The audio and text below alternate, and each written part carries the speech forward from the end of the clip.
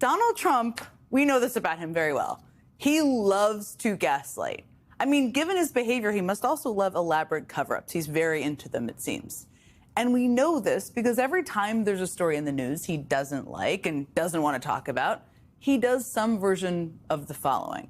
One, when possible, he says he knows nothing about it. How often have we heard that? A lot. Two, he makes up a fake reason for why information can't be released, can't possibly be released. Sometimes he uses big government bureaucratic terms that don't make any sense. Three, he calls it fake news and implores people to stop paying attention to it. Four, he pretends the bad news is actually good news. That's one of my favorites. And if and when none of that really works, and often a lot of it doesn't work, he does everything in his power to cut off the public's access to new information about the very thing he's trying to cover up. And he's been doing this for a very long time. We've seen this pattern for a very long time. Take his medical records. Trump claims that concerns about his declining health are just made up and that he's actually in excellent shape. I mean, according to his doctors, he has roughly the same height and weight of Patrick Mahomes and Chris Hemsworth. Yeah, those guys. Those guys you can just see on your screen right now. But at the same time, Trump was pretty cagey about his recent hospital visits and MRI, claiming he didn't even know what part of his body the doctors were scanning, if that's even possible. And even the doctor's letter that the White House released about Trump's tests were pretty vague on the details. The thing is, Trump's elaborate efforts to obfuscate and conceal the truth often backfire because his effort to cover up is often so ham-handed, it just makes it clear that there is something he is hiding that we really should know about. I mean, we just watched that play out with the Epstein files. Despite the intense public interest in seeing them released, as well as his own promise to do so, Trump has refused to make the Epstein files public, repeatedly downplaying their importance while calling the issue a distraction and a hoax, especially when the thing Trump is trying to hide is right out in the open for everyone to see. Which brings me to Trump's biggest and most unsuccessful cover-up to date, his effort to gaslight the American people about the economy. I mean, for about a month now, Trump has tried to insist, against all evidence anywhere, that the economy is doing great. And he's tried to address the problem of affordability by denying there is a problem. For those that are suffering with cost of living increases and saying they're living paycheck to paycheck? Well, I'd be very upset with Biden because we don't have any of those problems. You think prices are coming down from this? I believe that, yeah. I think they're coming down, but I think they're down already. Prices are down under the Trump administration. Why are people saying they're anxious about the economy? Why are they saying that? I don't know that they are saying. I think polls are fake. We have the greatest economy we've ever had. I mean, to be clear, most people don't think this economy is great. Prices are not down. And the latest data we have shows that inflation is exactly as high as it was when Donald Trump took office. Welcome back, guys. Wow, where do I even start? This video really lays out how Donald Trump keeps using the same old tricks. And honestly, it feels like people are starting to see right through them. I mean, the way he manages scandals and bad news is almost predictable at this point. It's like watching a playbook in action. But the problem is the world has changed and his tricks just do not work the same way anymore. First, the video talks about how Trump consistently uses denial as a tactic. Whenever something comes up that he does not want to deal with, he just claims he does not know anything about it. We saw this with the Caribbean boat strikes, for instance. At first, he said he had no idea about what happened, even though the reporters suggested otherwise. It's that classic move of pretending ignorance as if not knowing something makes it okay or forgettable. But the reality is, people can usually tell when someone is being evasive, especially when all the information available today. Then there's the way he fabricates reasons for not sharing information. The video mentioned that he often creates fake excuses for why certain details cannot be released, usually wrapping it up in some bureaucratic language to make it sound legitimate. A perfect example is his tax returns. He promised to release them multiple times but kept resisting. First, it was because of audits, then he dragged the issue all the way to the Supreme Court. People are not stupid.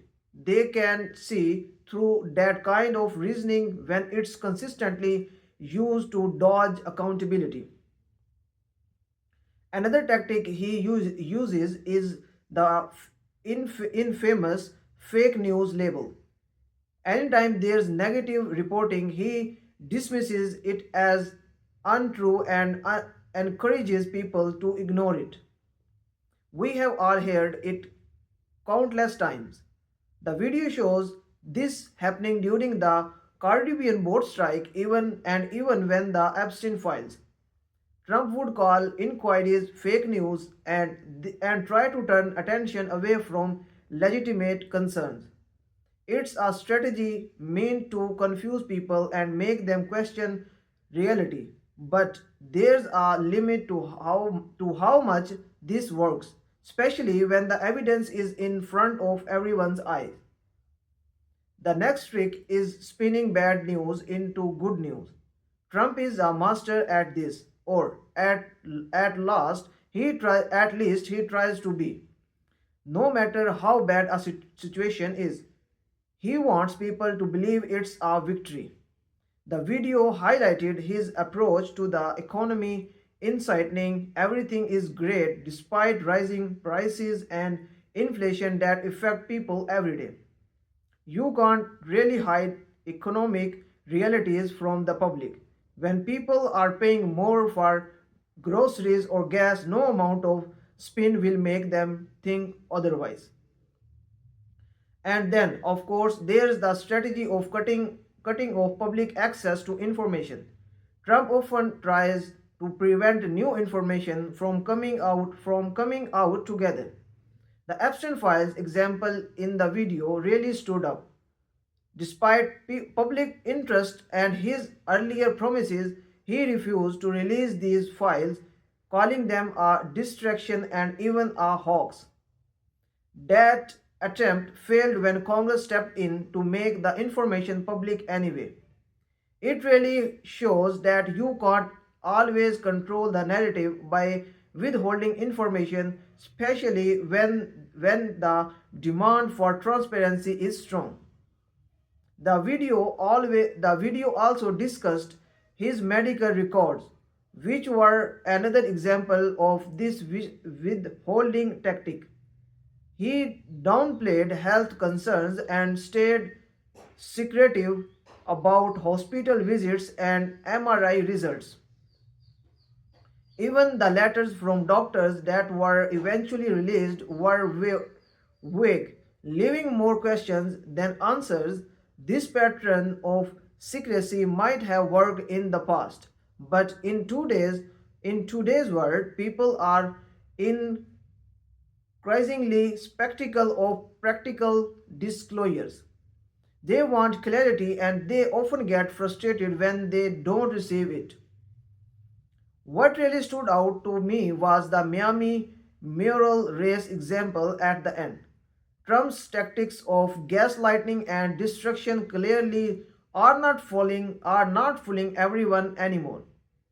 Miami has not elected a Democrat mayor in nearly 30 years, yet this time a Democrat won.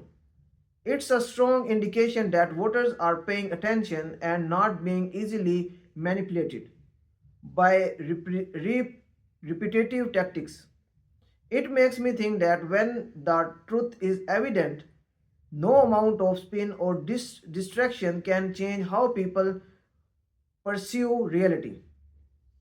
I think the overall takeaway here is that Trump's strategies, while once effective in some cases, are becoming outdated. The playback of denial, fake news claims, spinning bad news, and withholding information is not as foolproof as it used to be. People are more informed, more connected, and increasingly able to see through repeated patterns of behavior. Social media, journalism, and public scrutiny makes it harder to hide facts or manipulate narratives the way he might have done in the past. It's also interesting how this video shows that these tactics are not just isolated incidents but part of a broader pattern. From taxes to health records, From Epstein files to economic claims, the same strategies appear again and again. This repetition is part of the problem. When a leader constantly uses the same tactics, people start recognizing them and credibility begins to erode. Once credibility is gone, it's much harder to influence public perception, no matter how loud or persistent the messaging is. In the end, what I found most compelling is that reality has a way of catching up. No amount of spin or distraction can hide the truth forever.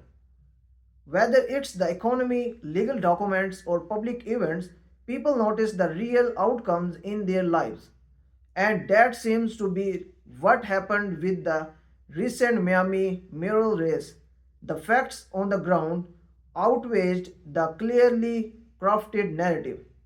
So, watching this video, it's clear that Trump's old tricks, which may have worked before, are increasingly falling flat. The tactics might still be attempted, but the public is no longer so easily fooled. It's a reminder that accountability, transparency, and truth tend to win out in the long run. Leaders may try to manipulate the story, but at some point, the evidence becomes undeniable.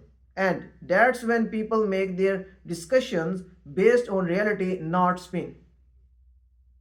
In the end, it's a powerful lesson. No matter how clever or repetitive a tactic may be, the truth has a way of breaking through, and the public's awareness is growing every day. Thanks for watching my video. I will see you in the next video.